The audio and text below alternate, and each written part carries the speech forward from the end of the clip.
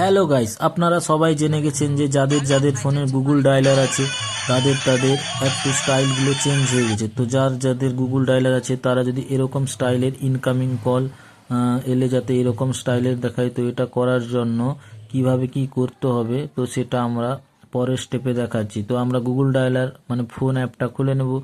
ওখান থেকে ওই যে সাইডে যেটা মেনু বার আছে ওই মেনু বারে ক্লিক করে সেটিংয়ে যাব।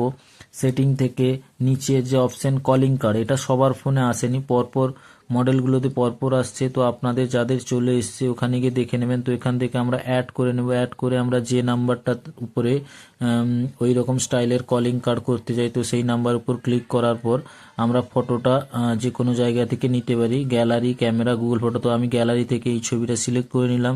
তো ছবিটা সিলেক্ট করে আমি জুম করে নিচ্ছি আমার প্রয়োজন মতো। তো তোমরা তোমাদের প্রয়োজন মতন করে নেবে।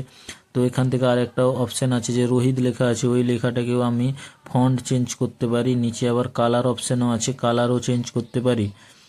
তো এটা আমি আমার প্রয়োজন মতন পছন্দের মতন ফন্ট করে নিয়েছি।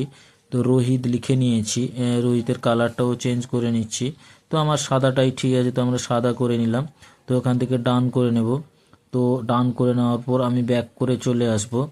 তারপর আমি রোহিতকে বলবো ওর ফোন থেকে কল করার জন্য। তো রোহিত ওর ফোন থেকে আমাকে কল করছে, ততক্ষণ আমার মোবাইলটা লক স্ক্রিন করে নিয়েছি। তো রোহিত আমাকে কল করছে, কল চলে এসছে, দেখুন কত সুন্দর লাগছে দেখতে, খুবই স্টাইলিশ। তো এরকমভাবে তো কলটা আমি যদি করি তো কীরকম লাগে সেটাও দেখাচ্ছি। রোহিতকে আমি কল করছি, তো এইরকমভাবে লাগবে। তো থ্যাংক ইউ, লাইক করবেন।